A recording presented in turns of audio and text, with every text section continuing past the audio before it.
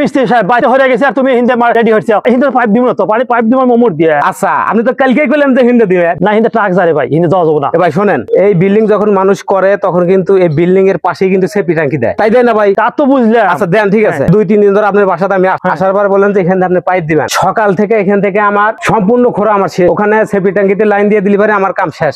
এখন এসে কইতেছেন যে আপনি পানি লাইন হিন্দে দিবেন না, দিবেন ইমরে দিয়ে। ভাই এটা তো কোনো কথা না ভাই। আরে মিস্ত্রি সাহেব ইট নিয়ে আসবো তখন তো ট্রাক তো ঘুরবো, ট্রাক তো গেলি এই পাইপ এর 3.0 পাইপ ভাই, বুঝছেন কি? এর মধ্যে টাক গেলে কিছু হবো না ভাই। আপনি যখন হিন্দে দিবার চাইতেছেন ভাই, তাহলে আমরা মাপটা ভাই পাবো না ভাই। না ভাই আমার মরে দিতে অনেক ভাই হিন্দে যদি দেন তাহলে আর এক মিস্ত্রি দেন ভাই। আমাদের খুব পরিশ্রম হয়েছে, আপনারা একখান কাজ করা নিছেন, করা না এরপর এখন আবার বলতেছেন যে এইটুক যদি অল্প 2-4-5 ফিট 10 ফিট ঠেলেন তো অন্য ব্যাপার। এখানে 4টা পাইপ ফালানোর লাইন করছি আমরা, এটা তো অনেক পরিশ্রম ভাই। এটা বুঝা যায় আপনার মজুরি আমি বেশি মানে আপনি ওর মধ্যে কাজ করেন ভাই। আপনার মজুরি আপনি দিবেন যে একটা রাজমিস্ত্রি 600-700 টাকা হাজিরা, আমাকে হাজিরা পড়বো 2000। না হয়তো হিন্দে পাইপ দিয়ে দিব, আপনি আর এক মিস্ত্রিতে করেন, টাকা আমার দরকার নেই ভাই। না কাম আপনি হন ভাই, আপনি এটা বুঝা দেন। আপনারা যারা বাসা বাড়িতে কাজ করবেন আপনারা সঠিক মাপে প্ল্যানে কাজ করবেন, মিস্ত্রি কারে যেন আপনারা মারেন না, এটা কিন্তু খুব হয়রানি।